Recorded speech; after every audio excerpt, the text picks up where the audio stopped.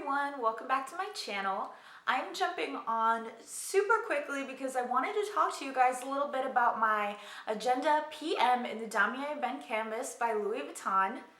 I have started using this piece and I immediately feel a little conflicted on it, so I figured let me share my first impressions with you guys, and maybe I'll be able to get some feedback from you guys on if you love this and how you're able to make it work, or if you didn't love it or anything like that. So first, here it is.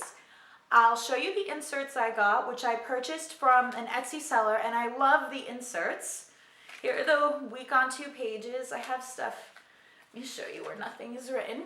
So it stays in focus if I hold it back here, I think a little bit better, but here's the really simple week on 2 pages, which is the style I like, especially with so little space. I don't think you could afford to have a lot going on the page, but it's really simple layout with black font on white paper. You can opt to get these in a more rainbow type paper, or I believe any other color of paper that you want. For something like this, I like plain black and white. You can see that they are dated, and I believe she's currently selling the rest of the rest of 2015 on sale for cheap, since it'll just be about a month and a half anyway, and she already has the full pack of week on 2 pages for 2016, of course cut perfectly to your PM agenda. So I really do like these inserts. I would say this is maybe 28 or 30 pound cardstock paper. Essentially, it's not super thick, but it's not super duper thin either. The other type, after my stickers, which I showed you, and my ruler, the other type of paper I got from the same Etsy store were these adorable to-do lists with heart checklists, lined paper, and then a little to-do at the top. And they are double-sided, and I opted for these in the rainbow, just for a little bit of color.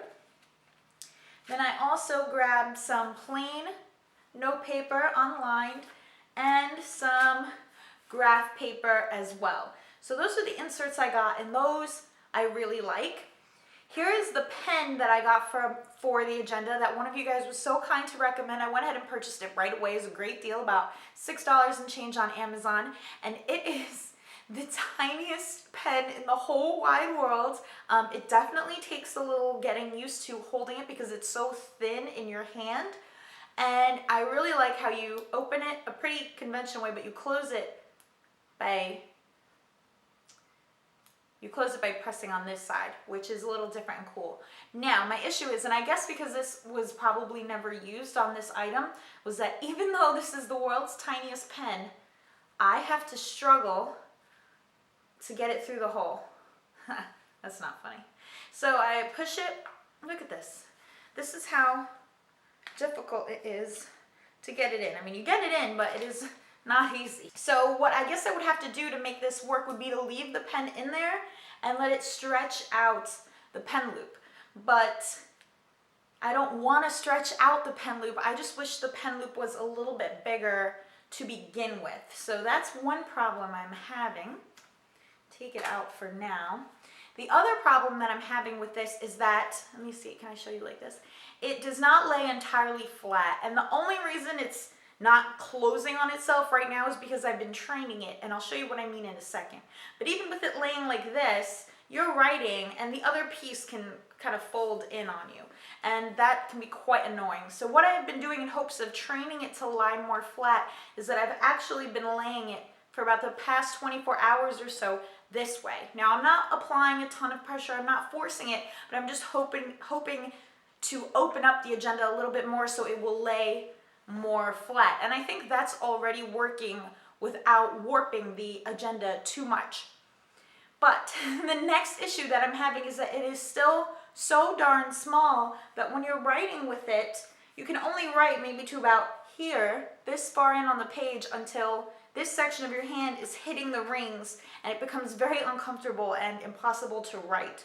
So the ideal way to use this, I assume, would be to remove the pages, write them, and then put them back into the agenda. Now, that's not ideal. That wasn't really the function I had of this agenda, where I pre-plan and work on my pages for 20-30 minutes and then put them back in. I want to be able to write things on the go with this. So only having really 2/3 of the page until it becomes uncomfortable and my handwriting gets really sloppy is not ideal. In fact, I can show you, like, my handwriting started getting really sloppy as I got towards the rings there.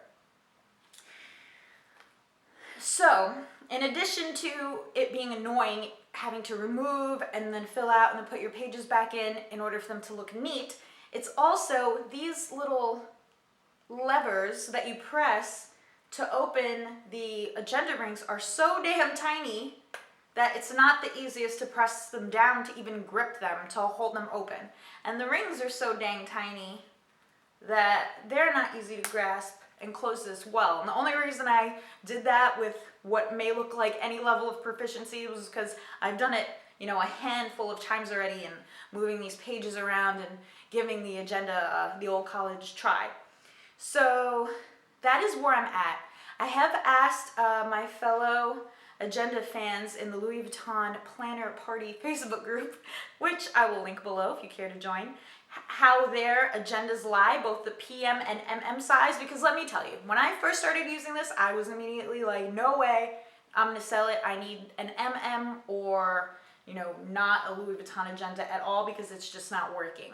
It's getting a little better with the way that it lays, a little bit better. And the girls in the group said some of them have had their PM agendas for 2 years and they lay pretty much perfectly flat, but they didn't at first. So I know it's just a matter of the leather, or canvas rather, opening up and relaxing a little bit. They also said that the same thing goes for the MM agenda. So that's gonna happen to you either way. But with the size, the extra size you get on the MM, you still have so much more room to write, which may, you know, end up swaying me. But for now, I am just not sure. Like I said, I love the inserts. It's not the insert's fault. It's just that it's adorable, but it may be too tiny to be practical.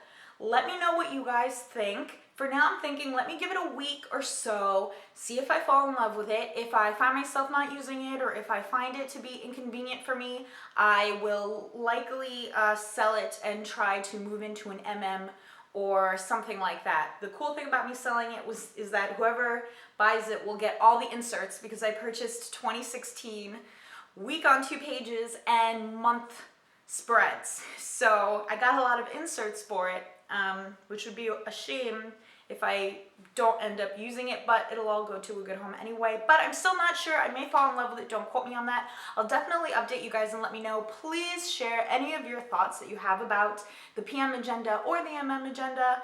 I do love the GM agenda, but I think it's just quite expensive for any sort of agenda. So, and yeah, I don't know. I feel like MM is my max size, but let me know what you think either way. Thank you so much for watching this video. Upcoming videos include the packing of my pochette accessoire. I want to do a video about different ways I wear my pochette Matisse, and I want to do a video comparing the Neverfull MM to the Longchamp La Pliage tote. Even though they're totally different bags price-wise, they're both similar in size and shape, and yet I feel they both have very unique advantages, one versus the other, and I haven't seen a video comparing the two done, so I would like to film that for you guys as well. Let me know if you have any questions or comments below. I thank you so very much for watching. I hope you're having a great day, and I'll talk to you soon. Bye!